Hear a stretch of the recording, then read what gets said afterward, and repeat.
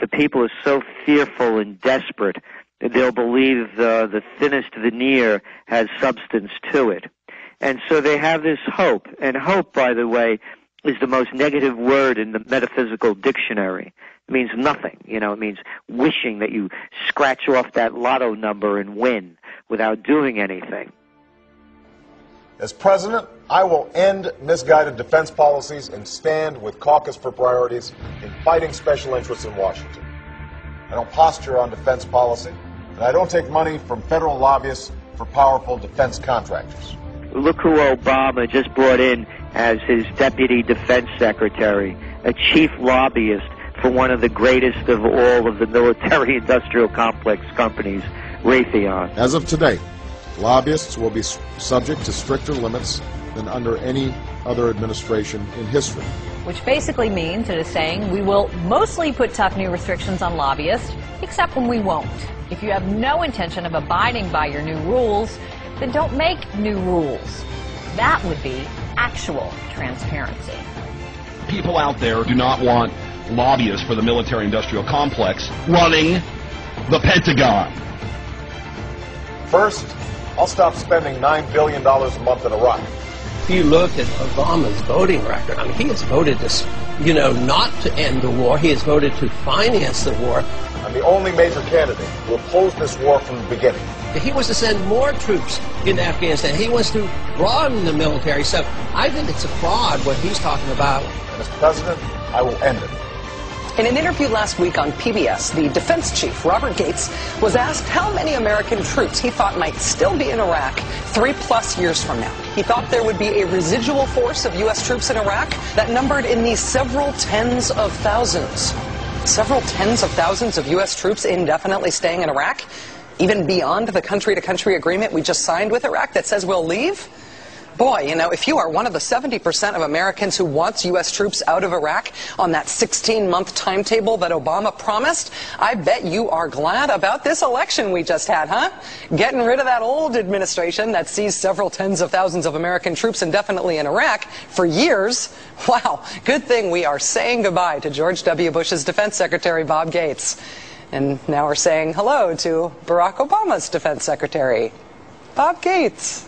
We've got 130,000 Americans fighting halfway across the world in a war that should have never been waged, led by leaders who have no plan to end it.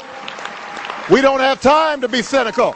The U.S. may try to get around the just signed requirement that U.S. combat troops be out of Iraqi cities by June of next year by massaging the meaning of the word combat. You ready? Quote, military planners are now quietly acknowledging that many troops will stay behind as renamed trainers and advisors in what are effectively combat roles. In other words, they will still be engaged in combat, just called something else.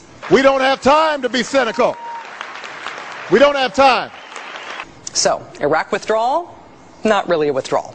And as for Afghanistan, well, there's not even a semantic pretense of withdrawal plans there. A massive U.S. troop buildup is in the works, according to the Associated Press today. Quote, all told, the U.S. could nearly double its troop levels there to as many as 60,000, sending up to 4 combat brigades and thousands of support forces within the next year. I don't switch positions or make promises that can't be kept. Iran, Cuba, Venezuela, these countries are tiny compared to the Soviet Union. They don't pose a serious threat to us. Iran, they spend 1/100th of what we spend on the military. I mean, if Iran ever tried to pose a serious threat to us, they wouldn't stand a chance. Iran is a grave threat. It has an illicit nuclear program. It supports terrorism across the regions and militias in Iraq. It threatens Israel's existence. So let's recap here. Not withdrawal in Iraq, potentially doubling forces in Afghanistan. Oh, and there's also that escalating as yet undeclared war in Pakistan, where officials claim another U.S. drone killed at least 7 people today. This is the administration of a Democrat, said on his election form, Jimmy Carter. Trilateral Commission member, also Council on Foreign Relations. Democrats, and here's administrations, here's CFR, TC, Trilateral Commission, Council on Foreign Relations. This is more Jimmy Carter, more of the same organizations coordinating policy through this apparently elected administration.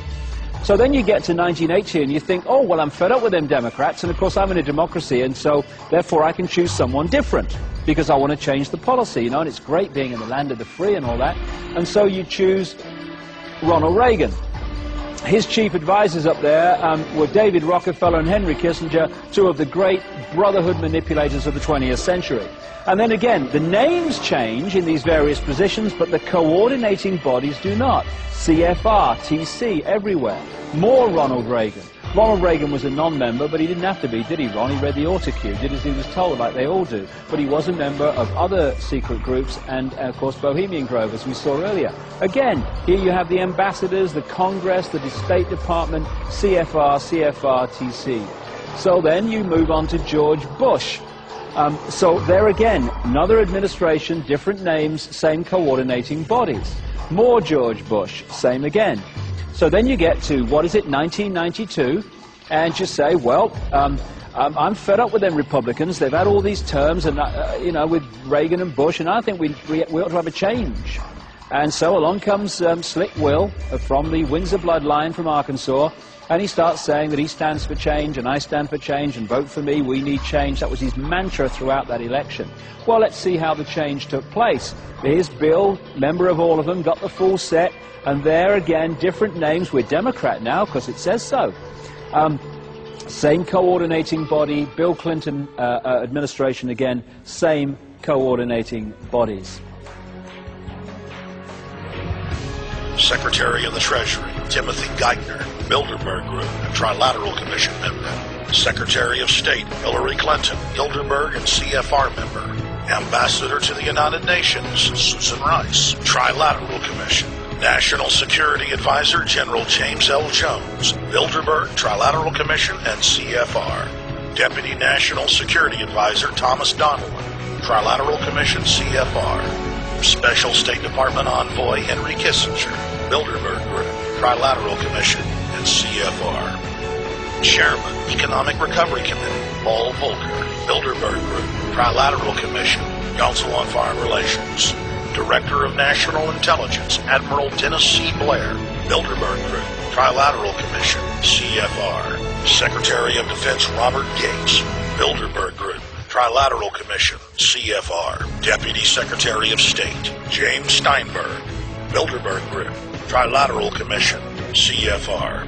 State Department Special Envoy, Richard Haas, Bilderberg Group, Trilateral Commission, and President of the CFR. Obama Presidential Advisor, Alan Greenspan, Bilderberg Group, Trilateral Commission, CFR. State Department Special Envoy, Richard C. Holbrooke, Bilderberg, Trilateral, CFR. And the list goes on and on. Change means nothing. It's just a word, and it's a cliche. It's just to repeat it. It has no meaning. What are you going to change? And I would argue, you offer no change. When the Messiah speaks, the youth will hear. And yea, as he grew, the child walked in the path of righteousness, with only the occasional detour into the odd weed and a little blow. When he was 12 years old, they found him in the temple in the city of Chicago, arguing the finer points of community organization with the prophet Jeremiah and the elders. Thank you. He traveled fleet of foot and light of camel, with a small retinue that consisted only of his loyal disciples from the tribe of the Media. Now you listen here. He's not the Messiah. He's a very naughty boy. Sorry ass motherfucker got nothing on me, right? Nothing.